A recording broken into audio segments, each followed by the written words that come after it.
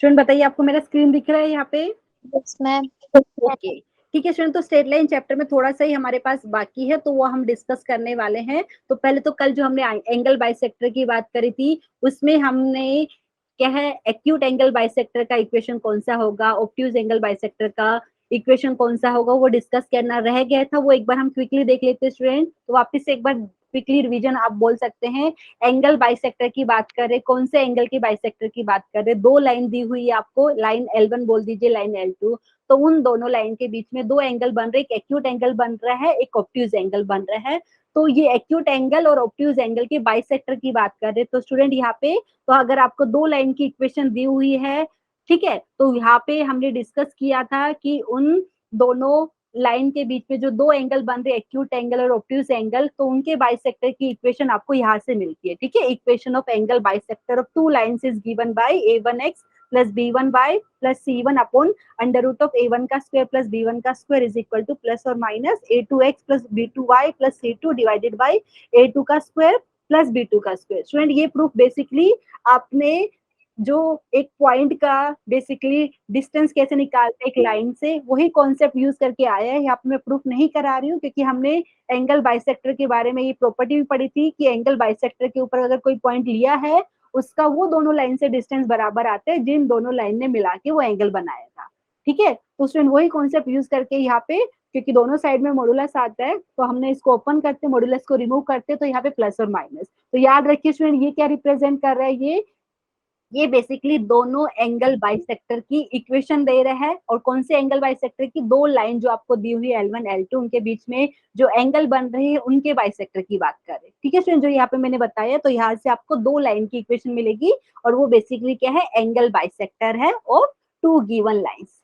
ठीक है स्टूडेंट, तो यहाँ पे हमने ये तो डिस्कस कर लिया था कि यहाँ से आपको एंगल बाइसेक्टर की इक्वेशन तो मिल जाएगी, लेकिन कौन सा एक्यूट एंगल बाइसेक्टर है, कौन सा ऑब्ट्यूज एंगल बाइसेक्टर, ये अभी अभी तक पता नहीं है। तो हमने कल एक टाइप के क्वेश्चन डिस्कस करे थे कि अगर आपको क्वेश्चन में बोलेंगे कि बाइसेक्टर निकालिए, ठीक है, bisector of angle containing the point, मतलब कौन सा कोई पॉइंट है वो जिस एंगल ने कवर किया था, वो एंगल के बाइसेक्टर की इक्वेशन बताइए। तो हमने ये वाला डिस्कस किया था कि अगर कोई पॉइंट है जिसके कोऑर्डिनेट अल्फा बीटा लिए हैं, तो हम स्टूडेंट यहाँ पे a1 alpha plus b1 beta plus c1 into a2 alpha plus b2 beta plus c2, इन दोनों का प्रोडक्ट चेक करते हैं कि पॉजिटिव साइन दे रहा है कि नेगेटिव। अगर पॉजिटिव साइन दे रहा है, तो यहाँ से हम बोल रहे हैं कि a1x plus b1y plus c1 upon under root of a1 का स्क्वायर प्लस b1 का square is equal to plus, यहाँ पे क्योंकि प्लस साइन था ये प्रोडक्ट का, तो यहाँ पे प्लस साइन आप ले रहे हैं a2x plus b2y plus c2 divided by a2 का स्क्वायर प्लस b2 का स्क्वायर, यहाँ पे उसका अंडर रूट है। स्टूडेंट, तो ये बेसिकली वो बाइसेक्टर की इक्वेशन दे रही है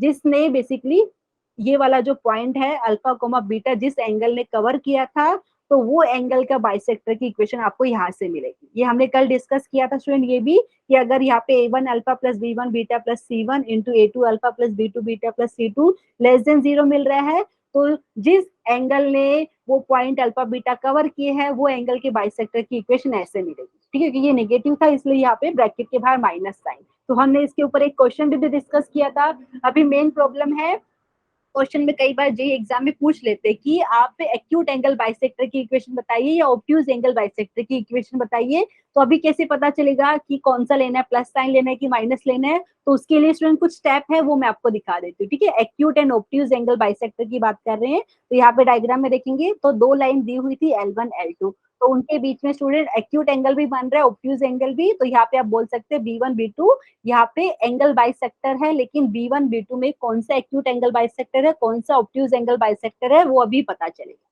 ठीक है, तो क्या करना है, एकदम सिंपल रूल है यहाँ पे स्टूडेंट, मैं आपको दिखा देती हूँ।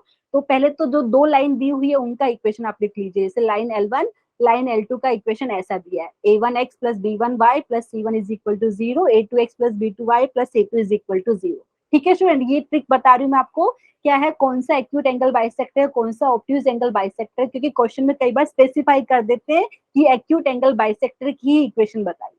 तो पहले तो आपको क्या करना है, यहाँ पे दो लाइन का इक्वेशन दिया हुआ है स्टूडेंट, तो यहाँ पे जो कांस्टेंट टर्म है देखिए C1 C2, तो उनको पहले तो आपको पॉजिटिव बनाना है। कई बार आपको यहाँ पे -3 +3 ऐसा कुछ दिया रहेगा, तो आपको चेक करना है दोनों इक्वेशन में कांस्टेंट टर्म पॉजिटिव हो। ठीक है, तो make C1 and C2 both positive. उसके बाद क्या चेक करना है, उसके बाद हम यहाँ पे A1 A2 plus B1 B2 का साइन चेक करते हैं कि A1 A2 plus B1 B2 आपको पॉजिटिव साइन दे रहा है कि नेगेटिव। ये किसके लिए student? Acute angle and obtuse angle bisector का इक्वेशन निकालने के लिए ये स्टेप हम फॉलो करते हैं।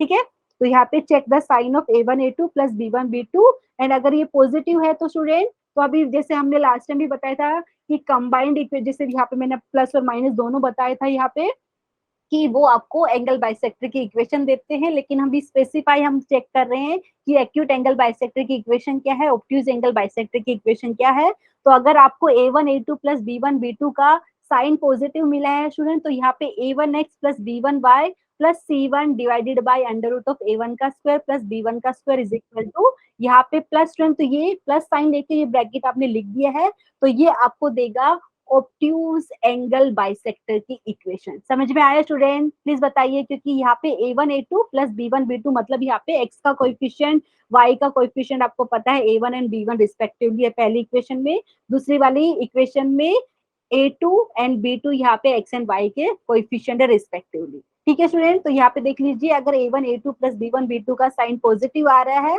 तो आपको A1x plus B1y plus C1 divided bye यहाँ पे अंडर रूट ऑफ A1 का स्क्वायर प्लस B1 का square is equal to plus फिर यहाँ पे A2x plus B2y plus C2 divided by under root of A2 का स्क्वायर प्लस B2 का square. ये बेसिकली आपको क्या है? ऑब्ट्यूज एंगल बाइसेक्टर की इक्वेशन है। ठीक है, तो ये मैंने यहाँ पे लिखा है, और माइनस साइन वाला डेफिनेटली क्या हो जाएगा? वो एक्यूट एंगल बाइसेक्टर की इक्वेशन हो जाएगा। समझ में आया स्टूडेंट? प्लीज बताइए। ठीक है, यस मैम। ओके, यहाँ पे स्टूडेंट देख लीजिए, अगर वो A1 A2 plus B1 B2 का साइन नेगेटिव है तो वो वाले केस में, तो यहाँ पे जो प्लस साइन अगर आपने लिया है तो वो आपको क्या देगा? एक्यूट एंगल बाइसेक्टर की इक्वेशन। यहाँ पे कंफ्यूज मत होइए, क्योंकि मैंने जो पहला केस आपको बताया था यहाँ पे A1 A2 plus B1 B2 का साइन पॉजिटिव था, तो यहाँ पे प्लस साइन लेने के बाद आपको मिलता था ऑब्ट्यूज एंगल बाइसेक्टर की इक्वेशन। लेकिन अगर A1 A2 plus B1 B2 आपका लेस देन 0 है तो यहाँ पे A1x plus B1y plus C1 divided by under root of A1 का स्क्वायर प्लस B1 का स्क्वायर इज इक्वल टू, यहाँ पे प्लस साइन लेने के बाद स्टूडेंट आपने राइट साइड में लिखा है टर्म, तो ये आपको अभी अगर यहाँ पे नेगेटिव है, ये प्लस है, तो आप यहाँ पे बोल सकते हैं ये आपको एक्यूट एंगल बाइसेक्टर की इक्वेशन। कैसे याद रखेंगे स्टूडेंट? एकदम सिंपल ट्रिक आप मैं बताऊं यहाँ पे, अगर ये A1 A2 plus B1 B2 का साइन पॉजिटिव है, ठीक है, याद रखिए student, A1 A2 plus B1 B2 का साइन पॉजिटिव है, तो यहाँ पे प्लस साइन देने के बाद आपको ऑब्ट्यूज एंगल बाइसेक्टर मिलेगा। ठीक है, और यहाँ पे स्टूडेंट अगर A1 A2 plus B1 B2 का साइन नेगेटिव है, ठीक है, लेस देन 0 है, तो यहाँ पे माइनस साइन देने पर आपको ऑब्ट्यूज एंगल बाइसेक्टर की इक्वेशन मिलेगी। ऐसे याद कर सकते हैं। ठीक है, समझ में आया स्टूडेंट? अगर A1 A2 plus B1 B2 का साइन पॉजिटिव है और यहाँ पे आपने माइनस लिया तो आपको एक्यूट एंगल बाइसेक्टर की इक्वेशन मिलेगी।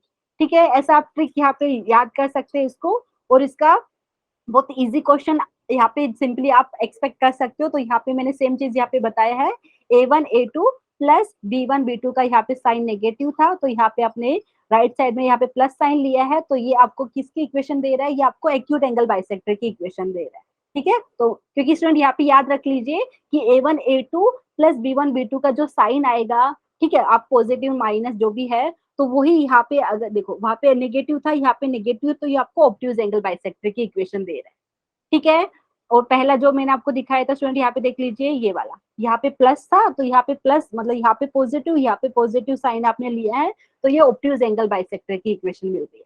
ठीक है स्टूडेंट, एक क्वेश्चन में सोल्व करके दिखाते ताकि आपको अच्छे से समझ में आए। देख लीजिए, एक क्वेश्चन मैंने लिया हुआ है यहाँ पे, तो ये पहले दो पार्ट तो हमने कल भी डिस्कस किया था इस टाइप का, एक बार वापस से डिस्कस कर लेते हैं। तो इसी टाइप के क्वेश्चन आते हैं यहाँ पे ऊपर। ठीक है, एंगल बाइसेक्टर के ऊपर क्वेश्चन की बात की जाए तो यहाँ पे स्टूडेंट दो लाइन का इक्वेशन दिया हुआ है, तो आपको बोला है पहला पार्ट में बोला है बाइसेक्टर कंटेनिंग द ओरिजिन, तो वो बाइसेक्टर की इक्वेशन बतानी है जिसने ओरिजिन को कवर किया था, वो एंगल का बेसिकली यहाँ पे देखो, बाइसेक्टर कंटेनिंग द ओरिजिन, इसका मतलब ये है कि जिस एंगल ने ओरिजिन को कवर किया है वो एंगल के बाइसेक्टर की यहाँ पे बात कर रहे हैं। ठीक है स्टूडेंट, तो बताइए, कल भी हमने डिस्कस किया था यहाँ पे जब भी कोई पर्टिकुलर पॉइंट की बात कर रहे हैं तो वहां पे थोड़ा मैटर अलग था। ठीक है, याद है कि नहीं? मैं यहाँ पे लिख देती हूँ एक बार। पहले वाले पार्ट में हम क्या करते हैं, पहले दो पार्ट में ऐसा करेंगे स्टूडेंट, जो पॉइंट के कोऑर्डिनेट आपको पता है। ठीक है, तो यहाँ पे देखिए मैं लिख देती हूँ, अगर आपको लिखना है ब्रैकेट के अंदर लिखिए 3 इंटू, यहाँ पे ओरिजिन के कोऑर्डिनेट आपको पता है स्टूडेंट 0,0 होते हैं, तो यहाँ पे 3 इंटू 0 प्लस 4 इंटू 0 +5। ठीक है, मैंने बताया था जो लाइन का इक्वेशन दिया है उनके लेफ्ट हैंड साइड में, लेफ्ट हैंड साइड का प्रोडक्ट में आपको ये जो दिया है पॉइंट के कोऑर्डिनेट सब्स्टिट्यूट करना है। ठीक है, ये इंटू यहाँ पे लिखेंगे 12 इंटू 0 -5 इंटू 0 -3। यहाँ पे साइन मुझे बताइए प्लस है कि नेगेटिव है एवरीवन? ये कल हमने डिस्कस किया था, एक बार ये वाला वापस से कंटिन्यू करते हैं, और ये जो थर्ड वाला पार्ट आज के लिए न्यू है। प्लीज बताइए साइन क्या आ रहा है? ये देख लीजिए 0 हो गया, 0 + 0 + 5, यहाँ पे आपको मिल रहा है इंटू 0 -0 -3, नेगेटिव आ रहा है स्टूडेंट। ठीक है, यस मैम। तो ये ओके, मैंने यहाँ पे लिख देती लेस देन 0। ठीक है, तो अगर ये लेस देन 0 है तो स्टूडेंट, तो यहाँ पे जिस बाइसेक्टर की वो इक्वेशन हमसे पूछ रहे हैं वो यहाँ पे हो जाएगा। देख लीजिए डायरेक्टली मैं यहाँ पे लिख देती हूँ, therefore equation of required bisector, आप ऐसा लिख दीजिए, रिक्वायर्ड एंगल बाइसेक्टर।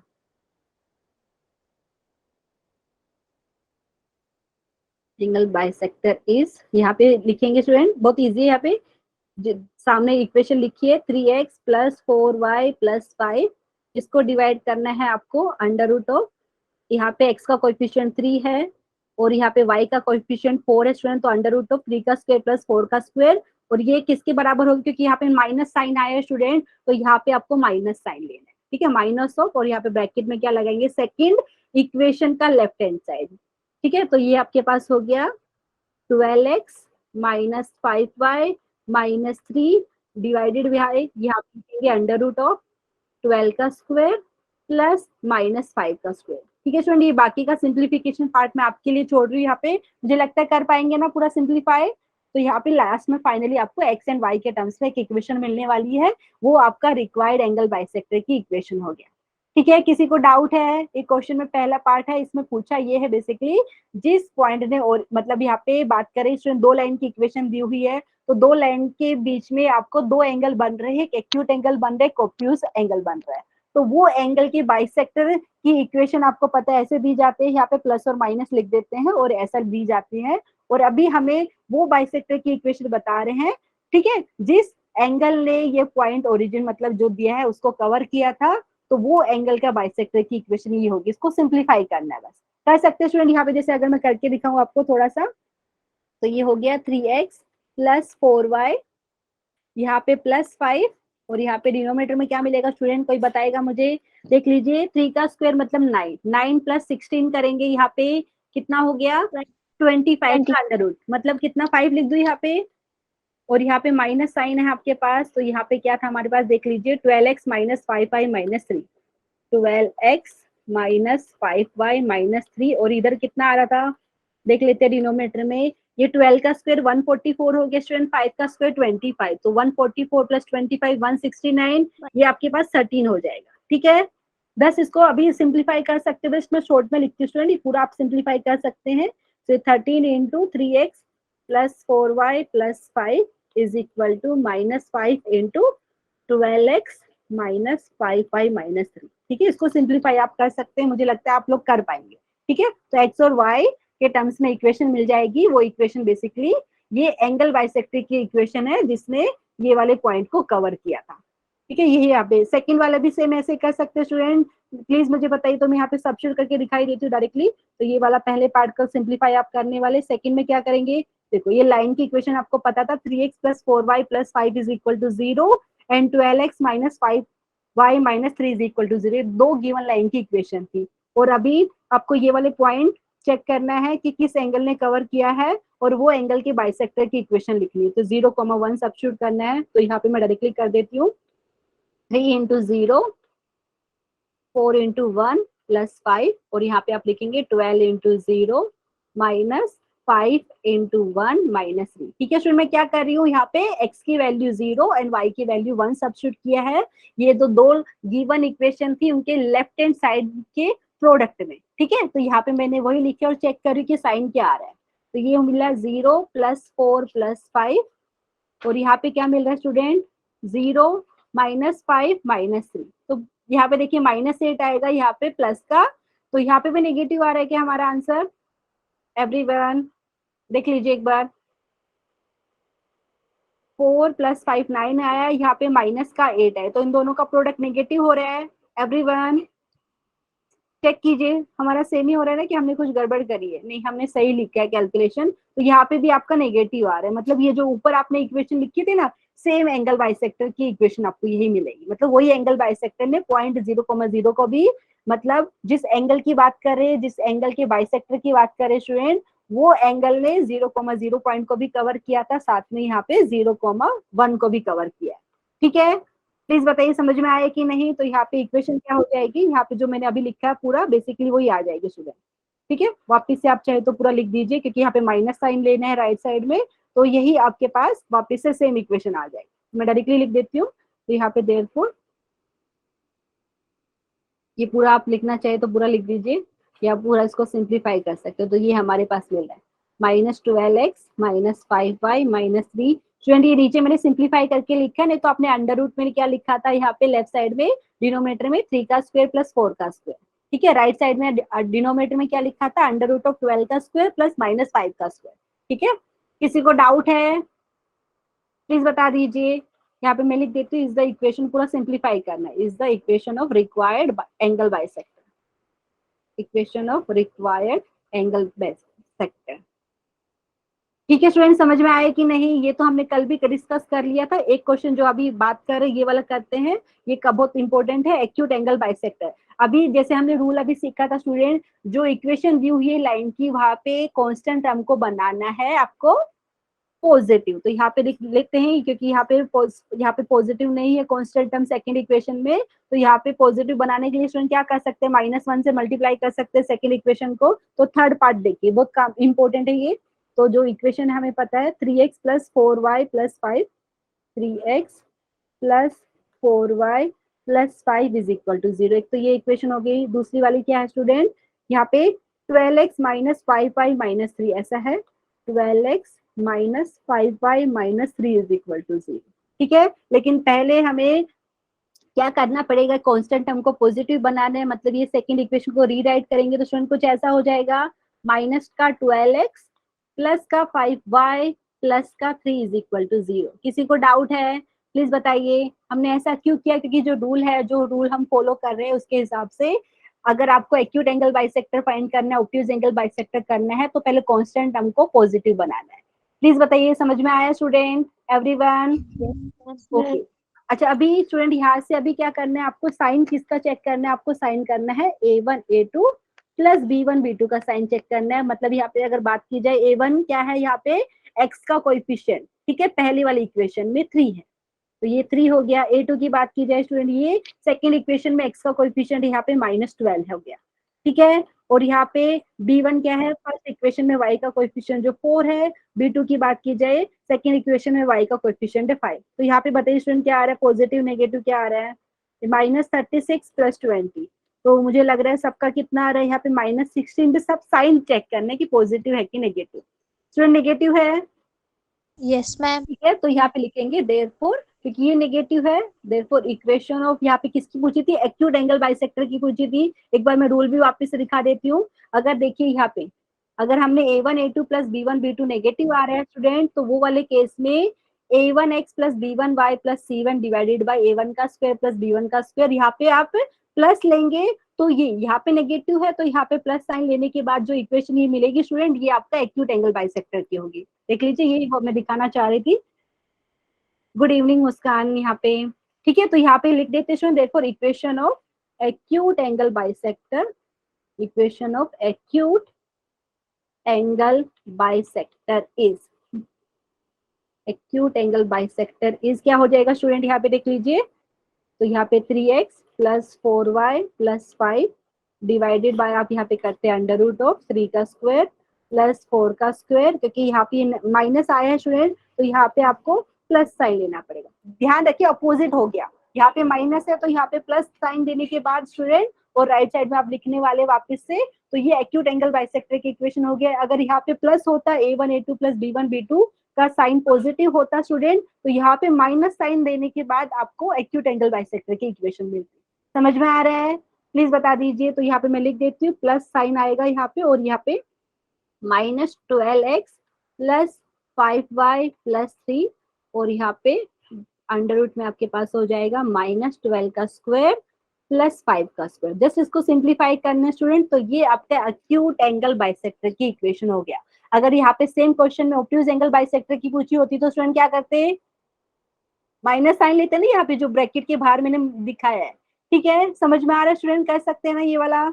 एवरीवन बता दीजिए, इसको सिंप्लीफाई करना आता है ना स्टूडेंट? यहाँ पे सब लोग बता दीजिए एक बार, जो भी स्टूडेंट है यहाँ पे, मैं नाम भी ले लेती हूँ यहाँ पे। वेरी गुड यहाँ पे। ठीक है स्टूडेंट, तो इसको जस्ट सिंप्लीफाई करना है आपको, चाहिए तो एक दो स्टेप में लिख के दिखा देती हूँ। तो क्या मिलेगा आपको, 3x प्लस 4y प्लस 5, और नीचे डिनोमिनेटर में क्या मिल रहा था, 5 मिल रहा था, देख लीजिए, क्योंकि अंडर रूट ऑफ 25 आ रहा था। और यहाँ पे देखेंगे तो माइनस 12x प्लस यहाँ पे आपके पास है 5y प्लस 3, 5y प्लस 3, और यहाँ पे आपको सिंप्लीफाई करेंगे तो स्टूडेंट यहाँ पे अंडर रूट ऑफ 169 आएगा, यहाँ पे 13। जस्ट यहाँ पे क्रॉस मल्टीप्लाई करके सिंप्लीफाई करके इक्वेशन लिखना है, वो आपका रिक्वायर्ड एक्यूट एंगल बाइसेक्टर की इक्वेशन हो जाएगी। ठीक है, इस टाइप के क्वेश्चन आते हैं, acute angle bisector and obtuse angle bisector की इक्वेशन बताइए, तो इसको जस्ट आपको सिंप्लीफाई करना है। आई होप स्टूडेंट ये वाली बात समझ में आई होगी। किसी को डाउट है तो प्लीज बता दीजिए। ठीक है, कर सकते हैं ना आगे का सिंप्लीफिकेशन, बता दीजिए एक बार, कर सकते हैं ना स्टूडेंट? ओके, तो ये वाला सिंप्लीफिकेशन मैं होमवर्क में दे रही हूँ, मैं भी आपको इसका सॉल्यूशन बता दूंगी, जस्ट सिंप्लीफाई करना है। तो स्टूडेंट ये वाला हमारा क्या है, एंगल बाइसेक्टर का कॉन्सेप्ट कंप्लीट हो गया। अभी हम डिस्कस करेंगे स्टूडेंट क्या है। अभी देखो स्टूडेंट, आपने एक एक लाइन की इक्वेशन कैसे लिखते हैं, अलग अलग फॉर्म हमने सीखे थे, 7 फॉर्म हमने डिस्कस करे थे स्टार्टिंग में स्टूडेंट। अगर आपको लाइन का स्लोप पता है और एक पॉइंट पता है तो आप लाइन का इक्वेशन लिख सकते हैं। अगर आपको लाइन के ऊपर 2 पॉइंट पता है तो लाइन का इक्वेशन आप लिख सकते हैं। उसके बाद हमें क्या पता था स्टूडेंट, अगर आपको पता है लाइन का स्लोप पता है और आपको पता है लाइन का वाई इंटरसेप्ट पता है, तो भी आप यहाँ पे स्लोप क्या रहता है, वहां से स्लोप इंटरसेप्ट फॉर्म से लाइन का इक्वेशन लिख सकते थे। उसके बाद अगर हमें पता है कि लाइन का एक्स इंटरसेप्ट वाई इंटरसेप्ट पता है, तो वहां से भी लाइन का इक्वेशन हम लिख सकते थे। ठीक है स्टूडेंट, उसके बाद हमने कौन कौन सा फॉर्म पढ़ा था, नॉर्मल फॉर्म पढ़ा था। अच्छा, नॉर्मल फॉर्म में क्या हो रहा था स्टूडेंट, कोई लाइन थी यहाँ पे, अगर मैं दिखा, क्योंकि वो डिस्कशन क्यों कर रहे, क्योंकि अभी यहाँ पे यूज करेंगे। ठीक है, तो स्टूडेंट जैसे कोई लाइन दी हुई थी आपके पास, यहाँ पे रफ डायग्राम में बना रही हूँ, जैसे यहाँ पे कोई लाइन दी थी। ठीक है, तो आपने अगर ओरिजिन से ये लाइन के ऊपर अपने परपेंडिकुलर ड्रॉ किया है, ये ओरिजिन से लाइन के ऊपर परपेंडिकुलर। ठीक है स्टूडेंट, ये वाले वर्ड को यहाँ पे नॉर्मल फॉर्म क्यों बोला है, आपने कभी सोचा है? क्योंकि बेसिकली स्टूडेंट जो परपेंडिकुलर ड्रॉ किया ना, परपेंडिकुलर, जैसे यहाँ पे बोल दिया ओ है, यहाँ पे बोल दिया यहाँ पे सपोज एम। ठीक है, तो परपेंडिकुलर का लेंथ आपको क्वेश्चन में दिया हुआ था, जैसे स्मॉल पी मान लिया है, तो बेसिकली स्टूडेंट ये जो आपने लाइन के ऊपर परपेंडिकुलर ड्रॉ किया, इसको हम नॉर्मल टू द लाइन भी बोलते हैं। ठीक है, नॉर्मल का वर्ड जो वर्ड है ना नॉर्मल, इसका मतलब यहाँ पे बात की जाए तो बेसिकली आपने लाइन के ऊपर परपेंडिकुलर ड्रॉ किया, तो ये नॉर्मल टू द लाइन हो गया, इसलिए ये फॉर्म को आप नॉर्मल फॉर्म बोलते हैं। ठीक है, याद है कि नहीं स्टूडेंट, यहाँ पे हमें पता था जो लाइन ओरिजिन से लाइन के ऊपर परपेंडिकुलर ड्रॉ किया है, उसको हमने लेंथ को बेसिकली यहाँ पे पी लिया था। और अभी ये भी पता था कि ये जो परपेंडिकुलर जो है, ठीक है, ये जो परपेंडिकुलर जैसे ओ एम है, ये आपका पॉजिटिव एक्स एक्सिस के साथ एंगल बना रही थी अल्फा, तो यहाँ से हमने लिखा था ये वाला इक्वेशन, लाइन का इक्वेशन हो जाएगा, जैसे ये लाइन एल है, इसका इक्वेशन हो जाएगा x cos alpha plus y sine alpha is equal to small p. ठीक है स्टूडेंट, ये रिवाइज करें क्योंकि अभी एक एक लाइन का पता था, अभी हम क्या करेंगे, कंबाइंड इक्वेशन सीखेंगे। कंबाइंड इक्वेशन का मतलब क्या होता है वो अभी मैं आपको बताती हूँ यहाँ पे स्टूडेंट। ठीक है, तो ये सीखा था, उसके बाद बताइए एक पैरामेट्रिक फॉर्म भी बाकी था, और इसके बाद हमने जनरल इक्वेशन कैसी होती है एक लाइन की, A X plus B Y plus C is equal to 0। ठीक है, तो ये भी हमने डिस्कस किया था। तो अभी स्टूडेंट नेक्स्ट की बात की जाए, मैं आपको दिखा देती हूँ combined equation of two line. ठीक है स्टूडेंट, हो सकता है ये आपने 11th में नहीं पढ़ा है, लेकिन 11th में नहीं पढ़ा है तो आप डेफिनेटली 12th में पढ़ेंगे एनसीईआरटी बुक में। ठीक है, तो इसका मतलब क्या है, मैं वापस से आपको समझा देती हूँ स्टूडेंट। जैसे दो लाइन है, एक लाइन जैसे मैंने बोला u इज इक्वल टू 0, दूसरा बोला v इज इक्वल टू 0। अगर आपको इसका इक्वेशन लिखना है अच्छे से तो मैं लिख देती हूँ, मतलब मैंने यहाँ पे ऐसा बोल सकती हूँ a1x plus b1y plus c1 is equal to 0, एक ये लाइन का इक्वेशन है। दूसरी लाइन का इक्वेशन आप बोल सकते हैं a2x plus b2y plus c2 is equal to 0। किसी को डाउट है प्लीज बताइए, दो लाइन दी हुई है, उनका इक्वेशन मैंने लिख दिया है। ठीक है, तो स्टूडेंट अगर मुझे इनकी कंबाइंड इक्वेशन लिखनी है, अभी तो सेपरेट सेपरेट आप बता रहे हैं कि ये वाला एक लाइन का इक्वेशन, ये दूसरी लाइन का इक्वेशन है, अभी मैं कंबाइंड इक्वेशन बोलूं या ज्वाइंट इक्वेशन बोलूं तो ये ऐसा दिया जाता है। तो equation uv is equal to 0 represent the joint equation और combined equation of two line. मतलब यहाँ पे क्या किया स्टूडेंट, दो इक्वेशन दी हुई थी, इनके लेफ्ट हैंड साइड को मल्टीप्लाई कर दिया, राइट साइड को मल्टीप्लाई कर दिया, तो आपको क्या मिलेगा यहाँ पे, ऐसा मिलेगा a1x plus b1y plus c1 into a2x plus b2y plus c2 is equal to 0। Student समझ में आया? तो इसको हम बोलेंगे combined equation of two lines. Everyone बता दीजिए एक बार, समझ में आया कि नहीं? Yes ma'am. अच्छा, इसका मतलब क्या हो गया स्टूडेंट, देखिए यहाँ पे डायग्राम में मैंने दिखाया है, कोई पॉइंट P है, तो यहाँ पे a1x plus b1y plus c1 into a2x plus b2y plus c2 is equal to 0 लिखा, तो यहाँ पे जो पॉइंट या तो पहली वाली लाइन पे है या दूसरे वाली लाइन पे, वो इस इक्वेशन को सेटिस्फाई करेंगे। ठीक है, क्योंकि यहाँ पे प्रोडक्ट 0 है, तो आपने सीखा होगा ना, दो नंबर का प्रोडक्ट 0 कब आता है स्टूडेंट, या तो पहले वाला 0 हो या दूसरे वाला 0, ऐसा आप बोलते हैं ना। तो स्टूडेंट यहाँ से याद रखिए, तो यहाँ पे सेम चीज मैंने यहाँ पे बताया है, तो ये हम कंबाइंड इक्वेशन भी बोलते हैं दो लाइन का, ये ज्वाइंट इक्वेशन भी बोलते हैं। ठीक है, ये बहुत काम की चीज है, किसी को डाउट रहेगा तो प्लीज पूछ लीजिए। एवरीवन, तो यहाँ पे अगर मैं इसकी बात करूँ कि कौन से पॉइंट इसके इक्वेशन को सेटिस्फाई करेंगे, तो आप बोल सकते हैं वो सारे पॉइंट जो line u is equal to 0 पे है, एंड वो सारे पॉइंट जो v इज इक्वल टू 0 पे इसको सेटिस्फाई करेंगे, क्योंकि इसका मतलब ही यही है, या तो a1x plus b1y plus c1 is equal to 0 है, या a2x plus b2y plus c2 is equal to 0 है। ठीक है, ये हम एक कंबाइंड इक्वेशन लिख रहे हैं दो लाइन का। ठीक है स्टूडेंट, समझ में आया?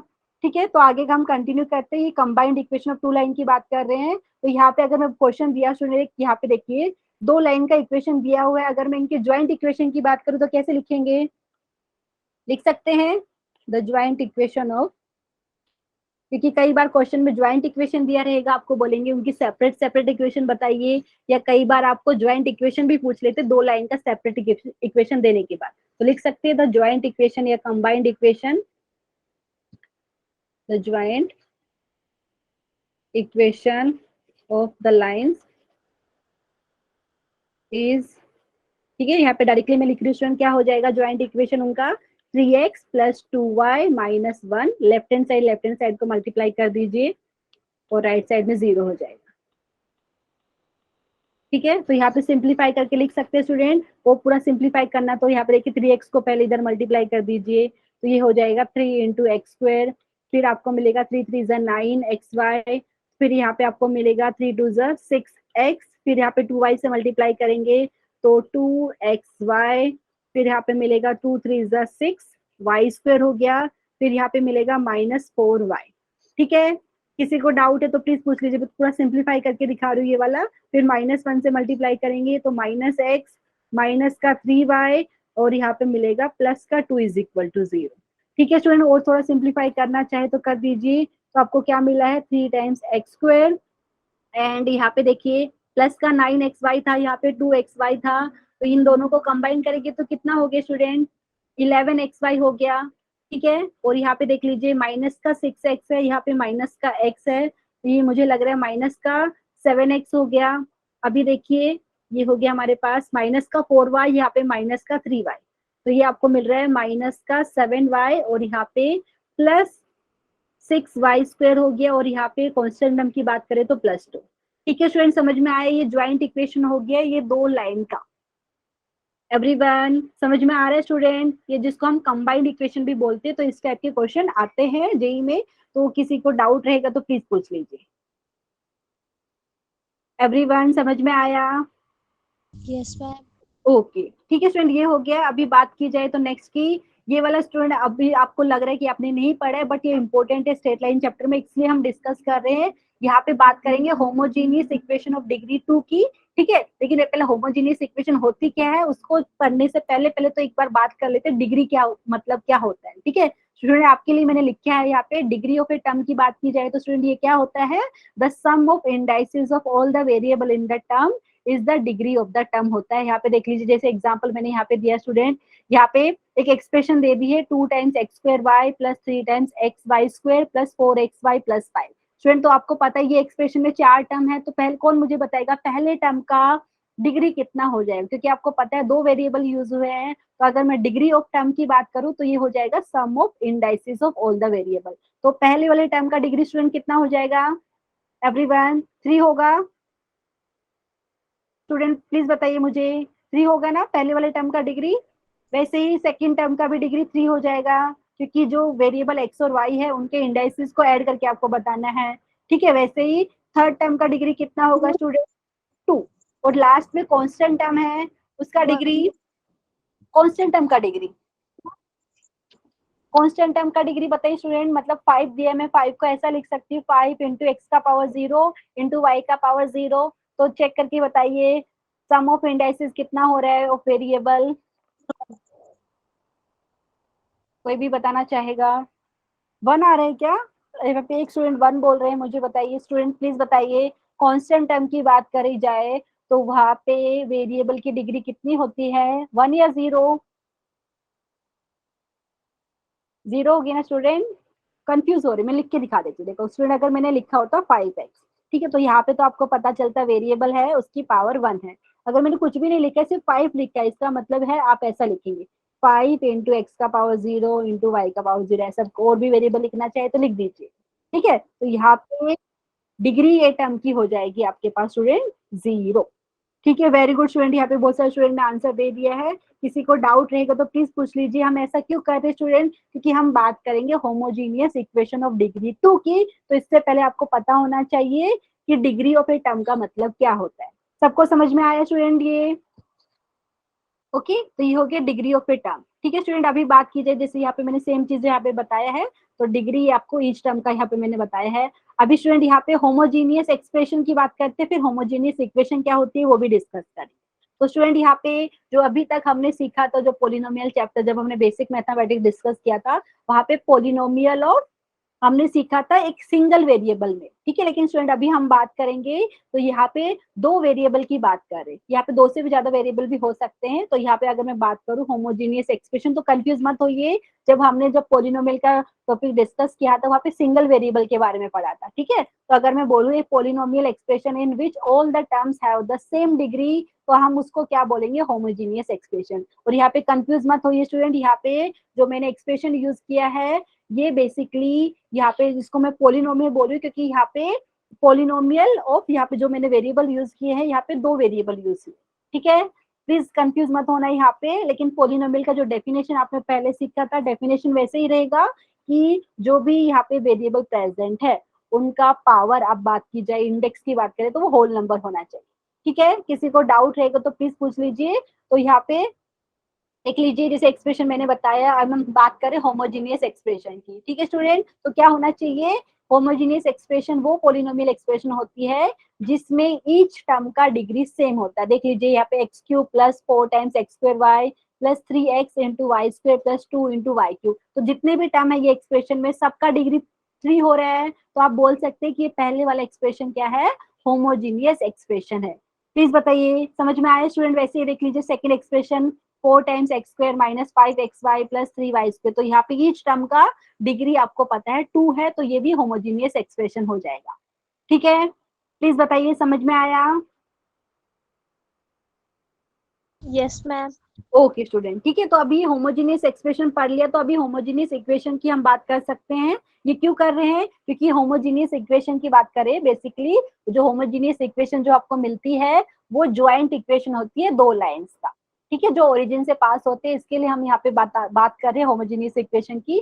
तो in equation which is okay, यहाँ पे देखेंगे एक इक्वेशन जो है in which the degree of each term is same, तो आप उसको बोलते हैं होमोजीनियस इक्वेशन स्टूडेंट। ठीक है, लेकिन अभी हम होमोजेनियस इक्वेशन तो बोल दिया, लेकिन ये होमोजेनियस इक्वेशन ऑफ कौन सी डिग्री की है ये भी आप बात कर सकते हैं। देख लीजिए स्टूडेंट, वापिस से रिपीट कर रही हूँ, कोई इक्वेशन है, ठीक है, और यहाँ पे आपको पता है ईच टर्म का डिग्री सेम है, तो ये होमोजेनियस इक्वेशन हो जाएगा।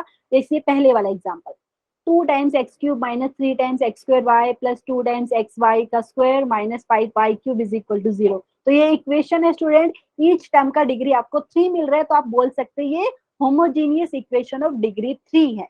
ठीक है, स्पेसिफाई कर सकते हैं। यहाँ पे सेकंड वाले आप देखिए 4 टाइम्स एक्स का पावर 4 प्लस 3 टाइम्स वाई का पावर 4 इज इक्वल टू 0। तो यहाँ पे इक्वेशन में ईच टर्म का डिग्री 4 है, तो आप बोल सकते हैं ये होमोजेनियस इक्वेशन है ऑफ डिग्री 4। ठीक है, नेक्स्ट वाला देख लीजिए student, 3 times x square plus 2hx, okay, 3 times x square plus 2xy plus 5y square is equal to 0। तो ये भी एक होमोजेनियस इक्वेशन है, क्यों, क्योंकि ईच टर्म का यहाँ पे स्टूडेंट बात की जाए डिग्री यहाँ पे सेम है और ईच टर्म का डिग्री यहाँ पे 2 है, तो ये होमोजीनियस इक्वेशन ऑफ डिग्री 2 हो जाएगा। किसी को डाउट है तो प्लीज बता दीजिए। सबको समझ में आया? Yes, ma'am. ओके ठीक है, तो अभी स्टूडेंट यहाँ पे मैं आपको डायरेक्टली यहाँ पे बता रही हूँ homogeneous equation of degree 2। Homogeneous जो इक्वेशन है ऑफ डिग्री 2 की, जैसे अभी एग्जांपल मैंने दिया था लास्ट वाला, तो यहाँ पे होमोजीनियस इक्वेशन ऑफ डिग्री 2 की बात कर रहे हैं। तो यहाँ पे student if the degree of each term in the equation is 2 then it is homogeneous equation of degree 2 हो जाएगा। ठीक है, जैसे एग्जाम्पल यहाँ पे कुछ मैंने दिखाया है 3 times x square plus 2xy plus 5y square is equal to 0, तो ये होमोजीनियस इक्वेशन हो गया डिग्री 2 का। 2 times x square plus 3xy is equal to 0, ये भी होमोजीनियस इक्वेशन हो गया डिग्री 2 का।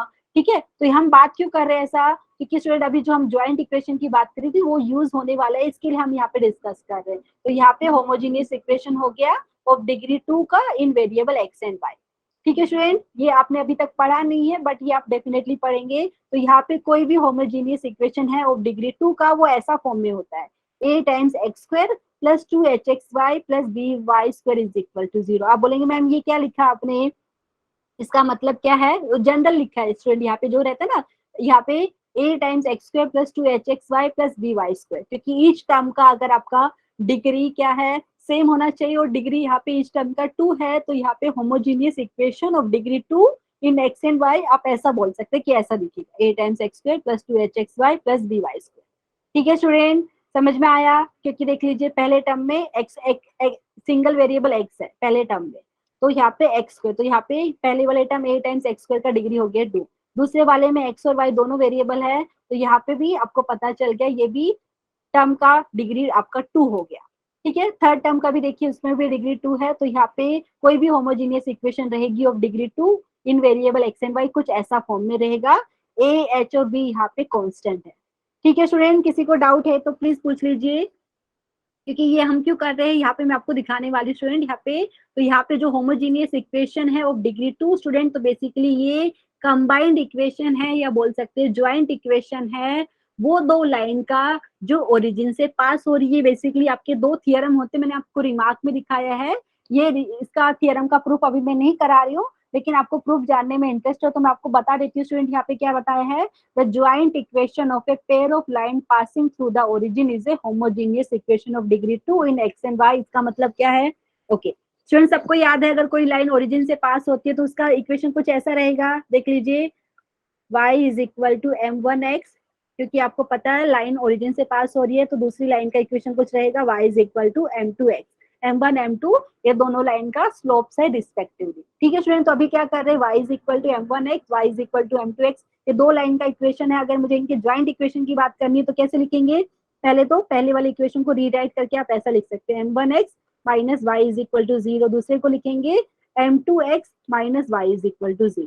ठीक है, अभी इनको क्या है लेफ्ट हैंड साइड को मल्टीप्लाई करके इक्वल टू 0 आप लिखने वाले हैं, तो इसको सिंप्लीफाई करेंगे तो कंपैरिजन आप इसी से करते हैं, a times x square plus 2hxy plus by square is equal to 0, क्योंकि ये होमोजीनियस इक्वेशन ऑफ डिग्री 2 को हमने ऐसा लिखा है।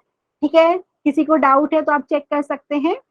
जब भी अगर बात करेंगे joint equation of pair of lines, मतलब पेयर की बात करें तो दो हो गए यहाँ पे, तो दो लाइन का ज्वाइंट इक्वेशन है और यहाँ पे बोल रहे हैं ओरिजिन से पास कर रहे हैं, तो बेसिकली जो आपको इनका ज्वाइंट इक्वेशन मिलेगा वो ऐसा फॉर्म में मिलेगा, a times x square plus 2hxy plus यहाँ पे लिख सकते हैं by स्क्वायर। ठीक है, सेम चीज मैंने यहाँ पे रिमार्क में लिखा है, ये थियरम भी आप बोल सकते हो, सेम चीज को यहाँ पे थियरम की तरह प्रूव कर सकते हो।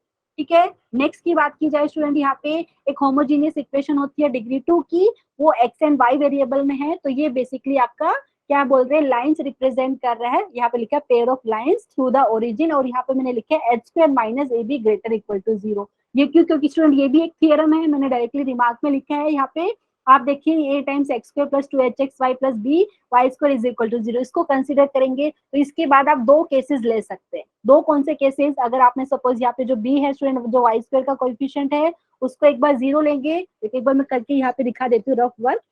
ठीक है, जैसे स्टूडेंट आपने दो केसेस ले रहे हैं यहाँ पे इसको प्रूव करने के लिए, अगर मैंने b का ले लिया 0 तो वो वाले केस में आपको ये मिल जाएगी joint equation, a times x square plus 2hxy is equal to 0। यहाँ से x कॉमन ले सकते हैं स्टूडेंट, तो आपको क्या मिलेगा ब्रैकेट के अंदर ax plus 2hy is equal to 0। तो ये बेसिकली दो लाइन का इक्वेशन हो गया। h इज यहाँ पे x is equal to 0 and दूसरा ax plus 2hy is equal to 0। तो यही बताना है, क्योंकि आपको पता है दोनों ओरिजिन से पास हो रही है, मतलब 0,0 इनकी इक्वेशन को सेटिस्फाई कर रहा है। और दूसरा वाला केस में स्टूडेंट क्या करेंगे, b नॉट इक्वल टू 0 लेंगे। तो बेसिकली उसके बाद हम completing the square method apply करते हैं, तो वहां पे एक अंडर रूट के अंदर h स्क्वायर माइनस ए भी आता है। अब मैं अभी पूरा डिटेल में नहीं बता रही हूँ, अगर किसी को इंटरेस्ट है तो अब मैं बता सकती हूँ यहाँ पे स्टूडेंट। तो हम कंप्लीटिंग द स्क्वायर मेथड करके, तो ये जो ज्वाइंट इक्वेशन है इसको दो ब्रैकेट का मल्टीप्लीकेशन लिखने का ट्राई करते हैं। तो वहां पे एक जगह आपको under root of H square minus A भी आता है। ये मैंने ग्रेटर इक्वल टू 0 इसलिए बोला है स्टूडेंट, क्योंकि स्क्वायर रूट के अंदर जो लिखा है आपको पता है वो ग्रेटर इक्वल टू 0 होगा, तभी वो रियल नंबर पे कैलकुलेट होगा। अगर वो नेगेटिव हो गया, ठीक है, क्योंकि square root of negative number की बात करें, जैसे आपने कॉम्प्लेक्स नंबर में पढ़ा होगा स्टूडेंट, अंडर रूट ऑफ -1 क्या होता है, आप आयोटा से डिनोट करते हैं, ठीक है। तो इसलिए यहाँ पे बोले, क्योंकि हम यहाँ पे जो लाइंस की बात कर रहे हैं, यहाँ पे जिसका स्लोप रियल नंबर हो, ठीक है, इसके लिए हमने यहाँ पे स्पेसिफाई किया है। किसी को डाउट रहेगा तो प्लीज पूछ लीजिए। वापिस से रिपीट करती हूँ स्टूडेंट, दो लाइन का जो ज्वाइंट इक्वेशन की बात कर रहे हैं और वो दोनों लाइन ओरिजिन से पास कर रही है, तो बेसिकली उनका जो ज्वाइंट इक्वेशन है होमोजीनियस इक्वेशन ऑफ डिग्री 2 हो जाएगा इन एक्स एंड वाई। ठीक है, ये वाला इरेज कर देती हूँ। अभी मैं आपको वापस से दिखाती हूँ ताकि आपको अच्छे से समझ में आए। एवरीवन, ठीक है, एवरीवन समझ में आए कि नहीं स्टूडेंट? ये जो मैंने आपको होमोजीनियस इक्वेशन दिखाया था ऑफ डिग्री 2 का, तो बेसिकली मैं क्या कहना चाह रही हूँ कि ये जो इक्वेशन है ये बेसिकली ज्वाइंट इक्वेशन बोल सकते हैं या कंबाइंड इक्वेशन बोल सकते हैं। ये वो लाइन का ज्वाइंट इक्वेशन है जो दो लाइन ओरिजिन से पास हो रही है, यही मैं बोलना चाह रही हूँ। ठीक है, अभी स्टूडेंट यहाँ पे नेक्स्ट की बात की जाए, यहाँ पे जो नेचर की बात की, जैसे अभी मैंने बताया था कि ये थियरम है, तो यहाँ से अब नेचर की बात की जाए तो यहाँ पे nature of line represented by the equation. तो ये जो इक्वेशन लिखी है a times x square plus 2hxy plus b y square is equal to 0। तो स्टूडेंट ये दो लाइन का ज्वाइंट इक्वेशन है जो दो लाइन ओरिजिन से पास हो रही है उनका। ठीक है, तो यहाँ पे मैंने आपको बताया h square minus a b अगर आपका पॉजिटिव होता है तो लाइन आपका रियल एंड डिस्टिंग रहेगा। अगर h square minus a b is equal to 0 आता है तो लाइंस आपका रियल एंड कोइंसिडेंट। कोइंसिडेंट पता है स्टूडेंट सबको क्या होता है? एवरीवन, मतलब दो लाइन को कोइंसिडेंट कब बोलते हैं? जब उनका कॉमन पॉइंट इनफाइनाइट हो जाता है ना, जो number of common point infinite. मतलब अगर मैं यहाँ पे बताऊं, जैसे कि लाइन है स्टूडेंट, इसके ऊपर ही आप दूसरा लाइन आ रहा है आपको, मतलब अगर जैसे एग्जांपल दूं, जैसे x plus y is equal to 2, एक ये लाइन है। अभी मैंने इसको कोई नॉन जीरो कॉन्स्टेंट से मल्टीप्लाई कर दिया, जैसे यहाँ पे 3x plus 3y is equal to 6। तो स्टूडेंट ये दोनों लाइन आपका कोइंसिडेंट लाइन हो गई। एग्री करेंगे कि नहीं? मतलब सेम ही लाइन, दोनों लाइन का क्या है, कॉमन पॉइंट इनफाइनाइट है, मतलब एक लाइन के ऊपर एक लाइन आप बोल सकते हो। ठीक है, समझ में आया कि नहीं प्लीज बता दीजिए स्टूडेंट, एवरीवन जो भी है क्लास में। ओके, कोई बोल ही नहीं रहा है यहाँ पे। तो स्टूडेंट यही चीज मैं आपको बता रही हूँ, ये आया कहाँ से, वो आप इसका प्रूफ पूरा करना चाहे तो कर दीजिए। ये जो लिखा है a times x square plus 2hxy plus by square, तो यहाँ पे मैंने बताया दो केस ले सकते हैं। पहले में b इज इक्वल टू 0 ले लीजिए, तो आप बताएंगे कि बेसिकली b 0 लिया तो आपको ये जो इक्वेशन है बेसिकली दो लाइन का ज्वाइंट इक्वेशन है, कंबाइंड इक्वेशन है जो ओरिजिन से पास हो। दूसरे में आप b नॉट इक्वल टू 0 लेके कंप्लीटिंग द स्क्वायर मेथड से आप क्या है, दो ब्रैकेट का मल्टीप्लीकेशन इक्वल टू 0 दिखाएंगे। तो वही चीज मैं बता रही हूँ, वहां पे आपको under root of H square minus a b का एक टर्म मिलेगा, इसलिए मैं यहाँ पे अलग अलग केस दिखा रही हूँ। अगर h square minus a be less than 0 हो गया क्योंकि अंडर रूट के अंदर आ रहा है, तो यहाँ पे slope of the line not real हो जाएगी। ठीक है, तो यहाँ पे स्टूडेंट अगर मैं बात करूँ सम एंड द प्रोडक्ट ऑफ, यहाँ पे स्लोप्स की बात करूँ स्टूडेंट, यहाँ पे आपने ऑलरेडी पहले भी सीखा हुआ है, लेकिन यहाँ पे हम क्या अलग कर रहे हैं स्टूडेंट, यहाँ पे कंबाइंड इक्वेशन लिख रहे हैं हम लाइन की। ठीक है, और जो हमने अभी बात कर रहे थे स्टूडेंट, जो अभी हम लिखे थे homogeneous equation of degree 2 in x and y, तो यहाँ पे हम बता रहे थे कि जो होमोजीनियस इक्वेशन ऑफ डिग्री 2 है इन एक्स एंड वाई, ये बेसिकली वो दो लाइन का कंबाइंड इक्वेशन है जो ओरिजिन से पास हो रही है। तो स्टूडेंट ओरिजिन से पास हो रही है तो लाइन का इक्वेशन कुछ ऐसा दिखेगा, y is equal to m1x and y is equal to m2x। ठीक है स्टूडेंट, समझ में आया? कैसे आएगा मुझे पता है, जब आपने लाइन का जब स्टैंडर्ड लाइन क्या है, स्टैंडर्ड फॉर्म हमने सीखा था कि आपको पता है लाइन का स्लोप पता है आपको, और आपको पता है लाइन कोई पॉइंट से पास कर रही है तो इक्वेशन कैसे लिखते हैं। तो अभी अगर ओरिजिन से पास करे तो स्टूडेंट x1 और y1 की वैल्यू आप 0 0 सब्स्टिट्यूट करके बेसिकली यही इक्वेशन मिलती है। ठीक है, दो लाइन का आपको इक्वेशन मिला है, y is equal to m1x and दूसरे का y is equal to m2x। तो यहाँ पे स्टूडेंट, यहाँ पे m1 m2 क्या है समझ में आ रहा है, ये पहले वाली लाइन का स्लोप m1 है, दूसरी वाली लाइन का स्लोप m2 है। ठीक है, तो अभी हम यहाँ पे कि आपको ऑलरेडी पता है कि m1 m2 में क्या रिलेशन होता है, तो आप बोल सकते हैं कि लाइन में क्या रिलेशन है। लेकिन अभी हम यहाँ पे ज्वाइंट इक्वेशन की बात करें स्टूडेंट, देख लीजिए यहाँ पे अगर हम बोल रहे हैं पहली वाली लाइन का इक्वेशन है y is equal to m1x and दूसरी वाली लाइन का इक्वेशन है y is equal to m2x, तो ये दो लाइन होगी जो ओरिजिन से पास हो रही है, डायग्राम में भी आप देख सकते हो।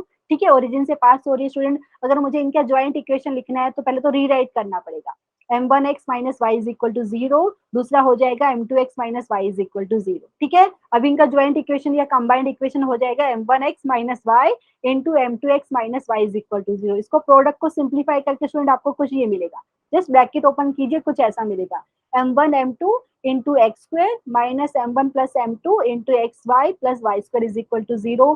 बताइए स्टूडेंट, समझ में आया? हम ये दो लाइन जो ओरिजिन से पास हो रही है उनका कंबाइंड इक्वेशन लिख रहे हैं, तो यहाँ से हमें ये मिला जो इक्वेशन नंबर 1 से मैंने नाम दिया है। एवरीवन प्लीज बताइए यहाँ पे समझ में आ रहा है कि नहीं? Yes, ma'am. पक्का ना? Thank you Rishita. और भी बहुत सारे स्टूडेंट है, प्लीज बताइए, मुस्कान, पायल, लीना, Yes, और ma'am. भी पक्का? ओके, नीति, प्रतीक्षा, वेरी गुड स्टूडेंट यहाँ पे। तो क्योंकि ये आपने अभी तक पढ़ा नहीं है लेकिन बहुत काम का चीज है, इंपॉर्टेंट है, इसलिए हम डिस्कस कर रहे हैं।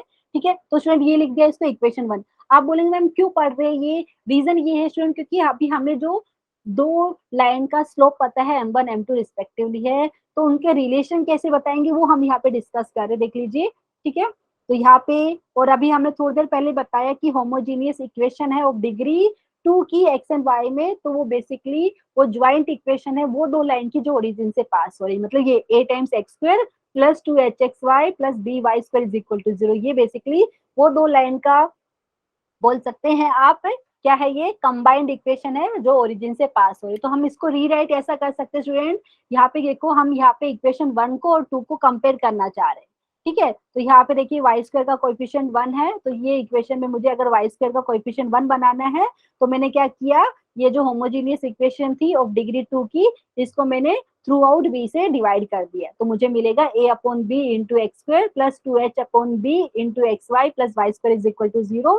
इसको आपने इक्वेशन नंबर 2 बोल दीजिए। अभी इक्वेशन 1 और 2 को कंपेयर करेंगे, आप देख लीजिए यहाँ पे, तो यहाँ पे एक्स स्क्वायर का कोएफिशिएंट था m1 m2। ठीक है स्टूडेंट, तो यहाँ से आपको मिल रहा है m1 m2 हो गया a अपॉन बी के बराबर, और यहाँ पे एक्स वाई का कोएफिशिएंट था 2h अपॉन बी, और यहाँ पे आपको था माइनस, तो minus of m1 plus m2 आपको मिल गया 2h अपॉन बी। तो स्टूडेंट ये डायरेक्टली आप यूज करने वाले, मतलब दो लाइन का स्लोप जो m1 m2 रिस्पेक्टिवली है और उनका कंबाइंड इक्वेशन आप ऐसा लिख रहे हैं a times x square plus 2hxy plus B y square is equal to 0, और ये बेसिकली आपको पता है होमोजीनियस इक्वेशन ऑफ डिग्री 2 है, और बेसिकली ये वो दो लाइन का कंबाइंड इक्वेशन है जो ओरिजिन से पास हो रही है। ठीक है स्टूडेंट, तो यहाँ पे रिलेशन क्या मिला आपको, m1 plus m2 is equal to minus 2h upon b and m1 m2 is equal to a upon b. ठीक है स्टूडेंट, क्योंकि ये यूज करके आप क्वेश्चन में सोल्व करेंगे, तो किसी को डाउट रहेगा तो प्लीज पूछ लीजिए। तो ये हम बोले जो मैंने टिक किया है, ये combined equation of two line से जो ओरिजिन से पास हो रही है, और साथ में ये आपको पता है होमोजीनियस इक्वेशन ऑफ डिग्री 2 की है, तो ये रिलेशन अभी हमें मिला है। इसको यूज करके स्टूडेंट क्या करेंगे, याद है हमने लाइक आई थिंक 3-4 लेक्चर पहले हमें डिस्कस किया था, कोई दो लाइन दी हुई है, उनके बीच में अगर एक्यूट एंगल थीटा मिलता है तो हमने वो उसको कैसा लिखते थे, याद है? अगर दो कोई लाइन है, उनका स्लोप आपको पता है m1 m2 है, ठीक है, तो स्टूडेंट तो जो थीटा एक्यूट एंगल होता है दो लाइन के बीच में, हम ऐसा लिखते थे tan theta is equal to modulus of m1 minus m2 divided by 1 plus m1 m2, याद है कि नहीं एवरीवन? Yes. वो यहाँ पे वापस यूज होने वाला है। ठीक है, तो ये जो यहाँ पे हमने लिखा है, तो यहाँ पे देख लीजिए ये वाला कॉन्सेप्ट, ये एक और थियरम बोल सकते हैं, ये 12th में आप पढ़ेंगे डेफिनेटली। तो यहाँ पे दो लाइन दी हुई है देख लीजिए, और ये दोनों लाइन ओरिजिन से पास हो रही है। ठीक है, देख लीजिए y is equal to m1x and y is equal to m2x, ये दो लाइन का इक्वेशन है। तो इन दोनों लाइन के बीच में अगर एंगल बन रहा है थीटा, और ये थीटा क्या है, एक्यूट एंगल है स्टूडेंट, और हमने पता है a times x square plus 2hxy plus by square is equal to 0, ये क्या है, ये दोनों लाइन का कंबाइंड इक्वेशन है। ठीक है। और स्टूडेंट अभी आपने यहाँ से मुझे बताया भी है m1 प्लस m2 हो गया -2h upon b, m1 m2 हो गया a अपॉन बी के। तो यहाँ से मुझे यहाँ पे इनके बीच में जो एंगल थीटा है स्टूडेंट, क्योंकि ये कंबाइंड इक्वेशन मैंने ऐसा लिखी है क्योंकि आपको पता है ये होमोजीनियस इक्वेशन हो गया डिग्री 2 का। ठीक है, तो यहाँ से हम कैसे लिख सकते हैं स्टूडेंट कि ये एंगल थीटा है, जो हमने अभी थोड़े दिन पहले जो पढ़ा था वही फॉर्मूला यूज करके हम ऐसा लिख सकते हैं। देखिए, let m1 m2 be the slope of the line represented by this, क्योंकि आपको पता है ये कंबाइंड इक्वेशन है, तो ये इक्वेशन बेसिकली दो लाइन का इक्वेशन रिप्रेजेंट कर रहा है यहाँ पे। ठीक है, तो m1 m2 हमने स्लोप मान लिया है of this lines represented by this equation. तो यहाँ से अभी हमने डिस्कस किया m1 m2 आपका आएगा -2h upon b, m1 m2 product of the slope हो जाएगा a अपॉन बी। ठीक है स्टूडेंट, तो यहाँ पे हम क्या है एक्यूट एंगल थीटा के बारे में डिस्कस करने वाले। ये तो आपको पता है, अगर m1 m2 दोनों का प्रोडक्ट -1 हो जाता है तो आपको पता है लाइन आपका परपेंडिकुलर हो जाएगा। ठीक है, तो अगर a upon b is equal to -1 हो गया, मतलब m1 m2 हो गया -1, तो वो वाले केस में दोनों लाइन आपका परपेंडिकुलर हो गया। तो अभी हम अज्यूम कर रहे हैं कि a upon b not equal to -1 है। ठीक है, ये अगर नहीं लिखेंगे तो भी चलेगा। तो बेसिकली ये क्यों कर रहे हैं, क्योंकि जो हमने फॉर्मूला पढ़ा था, ठीक है, tan theta is equal to modulus of m1 minus m2 divided by 1 plus m1 m2, वही यूज करना है। लेकिन आप बोलेंगे मैम ऐसा क्यों कर रहे हैं, क्योंकि स्टूडेंट अभी हमने ज्वाइंट इक्वेशन लिखी है, कंबाइंड इक्वेशन लिखी है। ठीक है, तो वो उसको सेम चीज यहाँ पे यूज कर रहे हैं। तो यहाँ से हम लिख सकते हैं स्टूडेंट m1 m2 का होल स्क्वायर हो जाएगा m1 का square -2 m1 m2 plus m2 का स्क्वायर। ठीक है, इसको सिंप्लीफाई कर सकते हैं। बेसिकली हमें अभी पता है m1 प्लस m2 क्या है, m1 इंटू m2 क्या है स्टूडेंट, वही यूज करके हम ऐसा लिख सकते हैं। देख लीजिए, सेकंड स्टेप पे हम ऐसा लिख सकते हैं क्या, m1 प्लस m2 का whole square -4 times m1 m2 लिख सकते हैं ना स्टूडेंट। यहाँ पे देख लीजिए, क्योंकि यहाँ पे ब्रैकेट को ओपन करेंगे तो यहाँ पे +2 m1 m2 आएगा और मैंने बाहर -4 m1 m2 लिखा है। ठीक है, तो ऐसा क्यों किया, क्योंकि यहाँ पे m1 m2 की ये वैल्यू है ना स्टूडेंट, हम वो फॉर्मूले में सब्स्टिट्यूट करने वाले, इसके लिए हम ऐसा कर रहे हैं। ठीक है, तो यहाँ पे आपको बेसिकली मिलेगा -2h अपॉन बी का whole square -4 into a upon b. इसको सिंप्लीफाई करके आपको ये मिलता है 4 times h square -4ab upon b का स्क्वायर। एंड बेसिकली यहाँ पे बात की जाए तो ये मिलता है m1 माइनस m2 का होल स्क्वायर आपको मिलेगा student 4 into h square -ab upon b square. और यहाँ से आप स्क्वायर रूट ले रहे हैं, यहाँ पे m1 माइनस m2 हो जाएगा आपका प्लस और -2 टाइम्स √(h²-ab अपॉन b। ठीक है, एवरीवन नहीं समझ में आया तो प्लीज पूछिए। ये थियरम आप 12th में एग्जाम में भी आपका आता है, लेकिन अभी के लिए क्योंकि स्ट्रेट लाइन चैप्टर हमने स्टार्ट किया है तो ये स्ट्रेट लाइन चैप्टर में ही आता है। ठीक है, तो आपको यहाँ से पता है m1 माइनस m2 ये मिला है, और हमने पढ़ा था कि थीटा एक्यूट एंगल है बिटवीन द लाइंस, तो tan थीटा ऐसा मिलता है modulus of m1 minus m2 divided by 1 plus m1 m2। तो स्टूडेंट अभी जो m1 माइनस m2 की जो वैल्यू आई यहाँ पे सब्स्टिट्यूट करेंगे तो हमें ये मिलेगा। ठीक है, तो this is equal to plus क्या है मॉडुलस ऑफ प्लस और minus 2 times √(h²-ab upon b divided by 1 plus ab। तो फाइनली ये मिलता है।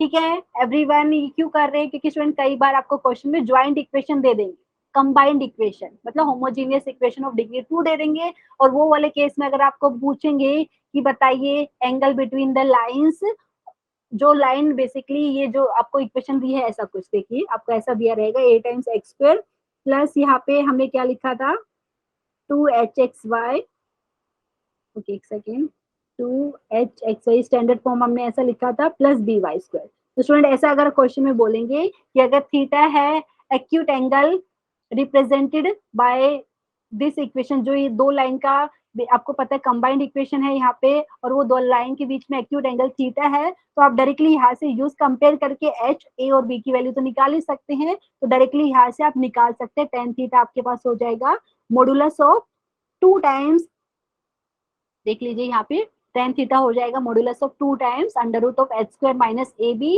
Divided by a plus b। ठीक है स्टूडेंट, यहाँ पे ध्यान रखिए क्यों यूज करेंगे, क्योंकि कई बार आपको क्या है आपको क्वेश्चन में ज्वाइंट इक्वेशन दे देगा। ठीक है एवरीवन, तो वो वाले केस में अगर आपको पता रहेगा कि जो ज्वाइंट इक्वेशन दी हुई है बेसिकली दो लाइंस का है, तो वो लाइंस के बीच में एक्यूट एंगल थीटा है, तो यहाँ से आप tan थीटा लिख सकते हैं modulus of 2 times (h²-ab upon a plus b। And यहाँ पे ध्यान रखना स्टूडेंट डिनोमिनेटर आपका जीरो ना बने, इसलिए मैंने यहाँ पे लिखा है a plus b not equal to 0।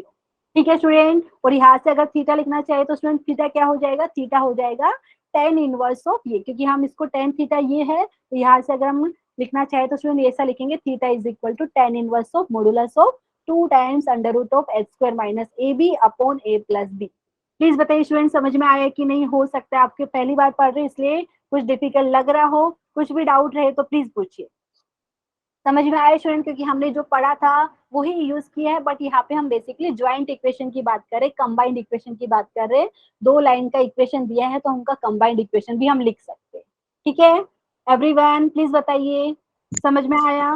Okay ठीक है, तो स्टूडेंट ये कंडीशन में एक बार फटाफट डिस्कस कर देती हूँ, जो हमने पढ़ा उसके ऊपर क्वेश्चन करेंगे तो आपको अच्छे से समझ में आएगा। ठीक है, तो देख लीजिए, condition for perpendicular and coincident line. वैसे तो आप नॉर्मली आपको पता ही है स्टूडेंट, अगर सेपरेट इक्वेशन दी हुई है तो आप बता सकते हैं कि कौन सी लाइन परपेंडिकुलर है या पैरेलल है या कोइंसिडेंट है, ये बता सकते हैं। लेकिन अभी ज्वाइंट इक्वेशन दी हुई है, ठीक है, तो let m1 m2 be the slope of the line represented by a times x square plus 2hxy plus by square is equal to 0। तो आपको पता है ये कंबाइंड इक्वेशन है 2 लाइन का, उनका स्लोप m1 m2 हमने माना है। ठीक है, तो स्टूडेंट लाइन परपेंडिकुलर रहेगी इच अदर, तो आपको पता है m1 m2 कितना हो जाएगा, -1, प्रोडक्ट ऑफ द स्लोप -1 हो जाएगा। मतलब यहाँ पे अभी हमने कैलकुलेट किया था m1 m2 आता है a अपॉन b के बराबर, तो a अपॉन b आपका हो जाएगा -1। ठीक है, और यहाँ से अगर आप क्रॉस मल्टीप्लाई करेंगे तो ये मिलेगा a is equal to -b। मतलब यहाँ से बोल सकते हैं जब a plus b is equal to 0 आता है तो lines are perpendicular to each other. Student समझ में आया? मतलब जैसे, ठीक है, अभी मैंने आपको बताया था ऐसा होता है ना कंबाइंड इक्वेशन 2 लाइन का, जो ओरिजिन से पास कर रही है a times x square plus 2hxy plus B y square. तो यहाँ पे जब आपको इक्वेशन दी रहेगी डायरेक्टली एक्स स्क्वायर और वाई स्क्वायर का कोएफिशिएंट देख के भी आप बता सकते हो। अगर यहाँ पे ए का देखो, ए की वैल्यू 2 होगी और यहाँ पे बी की वैल्यू -2 हो गई, ठीक है, तो आपको पता चल गया ए प्लस बी यहाँ पे 0 आ रहा है, मतलब डायरेक्टली बोल सकते हैं जो ये जो इक्वेशन दी हुई है आपको, ठीक है, बेसिकली ये 2 परपेंडिकुलर लाइन का कंबाइंड इक्वेशन है। ठीक है एवरीवन, प्लीज बता दीजिए समझ में आया कि नहीं? ठीक है, वैसे स्टूडेंट कोइंसिडेंट लाइन की बात की जाए, कोइंसिडेंट की हमने अभी जस्ट डिस्कस करी थी। ठीक है, तो कोइंसिडेंट लाइन अगर है आपके पास तो लाइन का स्लोप सेम हो जाएगा, m1 m2 बराबर हो जाएगा। तो यहाँ से m1 minus m2 is equal to 0 लिख देते हैं। m1 माइनस m2 की वैल्यू आपने m1 माइनस m2 की वैल्यू ये है यहाँ पे, और यहाँ पे इसको सिंप्लीफाई करके बेसिकली ये आता है h square minus a b is equal to 0। मतलब जब h square equal to a b आता है तो वो वाले केस में आप बोल सकते हैं लाइन्स आर कोइंसिडेंट। ठीक है, यहाँ पे जो भी हमने पढ़ा उसी का यहाँ पे जस्ट लिखा है मैंने। अभी यहाँ पे कुछ क्वेश्चन सोल्व करते हैं ताकि आपको अच्छे से समझ में आए। एवरीवन प्लीज यहाँ पे सोल्व कीजिए। क्या है, find the value of k if the slope of one of the line given by this is 4 times the other. Student यहाँ पे मैं डायरेक्टली लिखूँ तो समझ में आएगा आपको यहाँ पे, क्योंकि ये देखिए ये जो है कंबाइंड इक्वेशन आपको दी हुई है 4 times x square plus k x y plus y square is equal to 0। आप इसको कंपेयर किससे करेंगे? आप कंपेयर इसको a times x square plus यहाँ पे 2hxy प्लस यहाँ पे क्या लिखते हैं स्टूडेंट, बी वाई स्क्वायर से कंपेयर करेंगे। ठीक है एवरीवन, प्लीज बताइए, किसी को डाउट रहेगा तो प्लीज पूछ लीजिए। तो यहाँ से अगर आप कंपेयर करेंगे a की वैल्यू आप बताएंगे 4 है, 2h आपके पास हो गया k और यहाँ पे b हो गया 1। ठीक है, और स्टूडेंट आपने पता है कि जो यहाँ पे बोला है if the slope of one line is कितना है, आपको 4 टाइम्स द अदर बोला है। और हमने बोला था कि जो ये जो इक्वेशन है 4 times x square plus k x y plus y square is equal to 0 combined है। कंबाइंड इक्वेशन है किसका, 2 लाइंस का। तो यहाँ पे हमने स्लोप लाइन का m1 m2 माना था। ठीक है स्टूडेंट, तो यहाँ पे ऐसा मान सकते हैं, क्वेश्चन में कुछ ऐसा दिया है m1 is equal to 4 times m2 बोल दीजिए, या m2 is equal to 4 times m1। ठीक है, समझ में आ रहा है स्टूडेंट? प्लीज बता दीजिए, आपको चाहिए तो मैं पूरा डिटेल में लिख देती हूँ। तो यहाँ पे क्वेश्चन में क्या दिया है, m1 आपको दिया हुआ है 4 टाइम्स m2, और यहाँ पे जो भी रिलेशन अभी हमने पढ़ा स्टूडेंट उसको कैसा लिखेंगे, यहाँ से देख लीजिए m1 m2 अगर पूरा डिटेल में लिखना चाहिए, मैं लिख के दिखा देती हूँ, एक सेकेंड ये वाला इरेज कर देती हूँ। तो फिर लेट m1, लेट इसका नाम दे देते हैं 1, let m1 and m2 be the slopes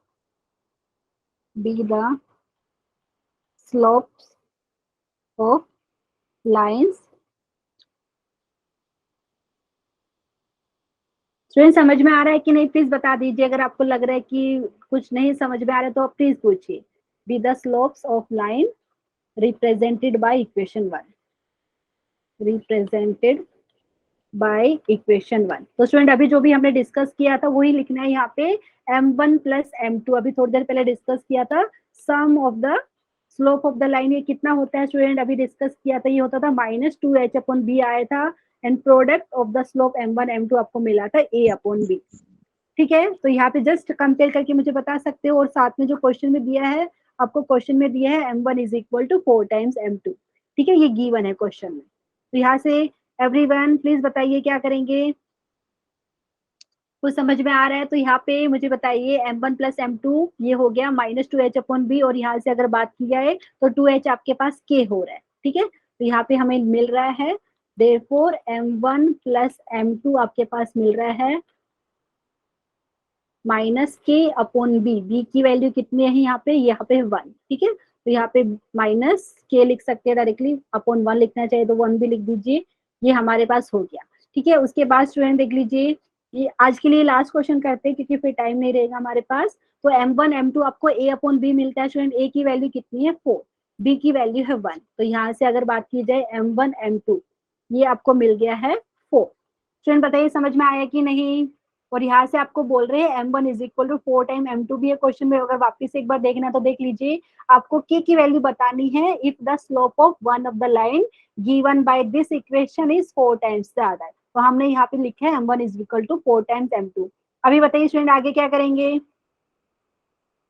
कर सकते हैं ऐसा एवरीवन। यहाँ से आपको m1 m2 पता है 4 है, और आप m2 आपने बताया है, देखिए यहाँ पे m1 लिखा है 4 टाइम्स m2। ठीक है, तो यहाँ से हम क्या लिख सकते हैं, ये वाले से m1 m2 आपको पता है, तो m1 को अगर आपने m2 के टर्म में लिखा है तो 4 टाइम्स m2 इंटू m2 आपके पास कितना हो जाएगा 4। एवरीवन किसी को डाउट है तो प्लीज पूछ लीजिए, वही चीज है, सेम चीज यहाँ पे मिल गई हमें, ये तो लिख के कुछ फायदा नहीं हो रहा है। और बताइए स्टूडेंट यहाँ पे क्या कर सकते हैं, क्योंकि k की वैल्यू हमें निकालनी है, m1 प्लस m2 आपको पता है -k है, तो अगर मैं यहाँ पे सब्स्टिट्यूट करूँ तो कुछ फायदा होगा क्या इसका। एवरीवन जस्ट ऑब्जर्व कीजिए, जो भी स्टूडेंट है यहाँ पे मैं नाम भी लेती हूँ, यहाँ पे शिवांगी, साक्षी, ऋषिता, समझ में आ रहे हैं हम क्या कर रहे हैं। तो प्लीज बताइए क्या कर सकते हैं अभी हम इसमें। m1 प्लस m2 हमने -k ले लिया है, तो ये सब्स्टिट्यूट करें तो क्या हो जाएगा। ओके, यहाँ पे कर सकते हैं ना हम, अगर हमने यहाँ पे लिखा है 4 टाइम्स m2 प्लस m2 बराबर हो गया -k के, और यहाँ से हमें क्या मिलेगा स्टूडेंट, यहाँ से हमें मिलेगा 5 टाइम्स m2 हो गया -k के बराबर। ठीक है, तो यहाँ से हमें क्या पता चल रहा है स्टूडेंट, यहाँ से हमें पता चल रहा है m2 हो गया -k/5। अच्छा, यहाँ पे करिश्मा आपने हैंड रेज किया है, प्लीज बताइए करिश्मा कुछ डाउट है।